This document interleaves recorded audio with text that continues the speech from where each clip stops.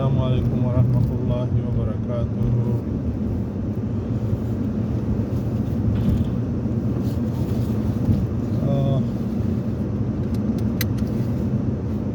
منظورونو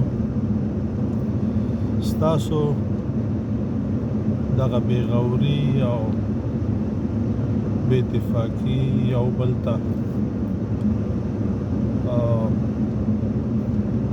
قدر نه ورکول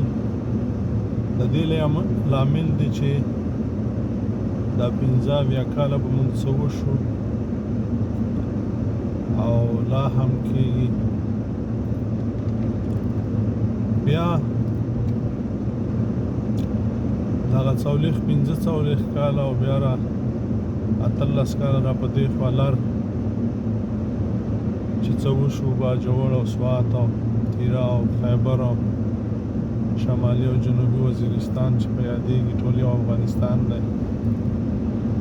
او بر چې کوم قتل عام وشو لا هم روان دی، کله په یو نوم کله په بل نوم، دا ټول زموږ او ستاسې بې اتفاقیانې دي کېږي. اوس چې دا 2-3 کاله لږ ځوانان راویښ شوي دي او د یووالي غږ کوي، په دې کې هم بیا ډېر چې دي په یو نوم او په بل نوم ځانونه وباسي، څوک د یو څو پیسو په خاطر، څوک د نوکرۍ په خاطر او څوک د ډار په خاطر، چې بیلګې تاسو وینئ، مثالونه تاسو وینئ. خو په هیر مو نشي چې اوس بیا ستاسو په سر باندې داسې سودا روانه ده د ډالرو، تاسو لکه د قربانۍ ګډري، لکه د اختري پسونه نه دغسې خرڅېږي، لر و بر لګیا دي. یو خبره واورئ خو چاته څوک وایي څوک یې اوري، تاسو خو د خندي ډېر تکړه یاستئ چې یو بل پورې وخاندئ چې پنجاب ته هیڅ مهم نه دی په افغانستان کې، یو رقم نظام مهم نه دی. که وای نو لر نظامونه جوړیږي او برې رالیږي. نن چې دوی د طالبانو ملاتړ کاوه تر هغې تر پرونه تر نن هم دوی راپاڅي د هماغې مخالف دي او د هغې خلاف منصوبې جوړوي. د پرون او بل پرون د راسې بیا لګیا دي په امریکا کې ستاسو په سرونو باندې سودې کېږي، سوداګانې کېږي، میلیاردره ډالر لاسلیک کېږي چې پنجاب ته به ورکول کېږي او په دې باندې به بر او لر پښتانه افغانان وژل کېږي. خبره لرې نه ده، ډېره نږدې ده. په دې میاشتو کې ګورئ چې بر حملې شروع شي په غلام خان او په چمن او په تورخم او په دې غاړو پیڅکو کې اپل او د باجوړ او په دې ځایونو کې لګیا دي او همدغسې بې پیلوټه طیارې به حملې کوي او نامعلومه خلک به وژل کېږي. دا ټول او تاسې لکه وده هغه کام چې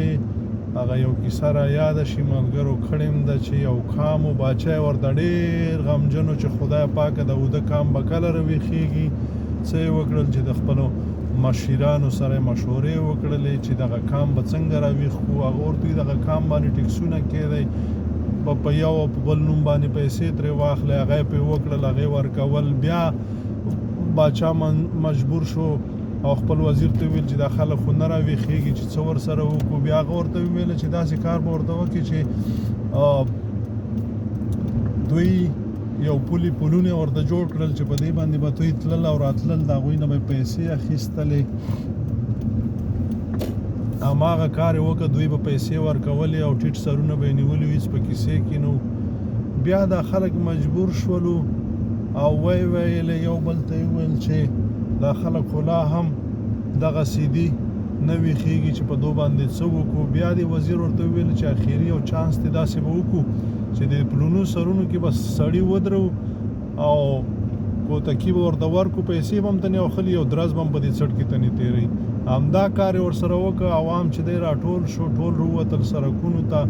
نو باچا خوشحاله شو چې والا چې کار وشو. باچا چې تنې پوښتنه وکړه چې وا خلکو څه خبره ده، وی باچا صاحب ته دا خلک د موږ نه پیسې اخلي او پلونو کې خلک ولاړ دي او موږ سبا کارونو ته ځو راځو او په قطارونو کې ولاړو داسې وکړه چې ډېر خلک ودرکو تکي ورکړه چاري ونه غړپ تېرې او پیسې ورکوو او ځو باچا ویلی بې ننګه بې غیرته قامه تاسو کې شرم نشته دی او نه پوهه لرئ او نه ننګ او غیرت لرئ تاسو رښتیا چې اوده قام یاستئ همدغسې اوده به اوسئ موږ هغه قام یو چې تر مرګه پورې به همدغسې کنې اوس زموږ او ستاسو غوږونو ته هر یوه خبره رسېدلې ده چې موږ ولې وژل کېږو موږ باندې ولې جنګونه روان دي موږ ولې در په در یو خو موږ چې څنګه یو هماغسې یو په موږ کې هېڅ توپیر نه راځي الله مو ښاد و آباد لره که سره یو نه شئ در په در به شئ خاورې په سر به شئ او مصیبه چې دي په تاسو باندې لعنت یي ستاسو په نوم باندې به لعنت یي چې تاسو څومره بې ننګه یاستئ السلام علیکم ورحمت الله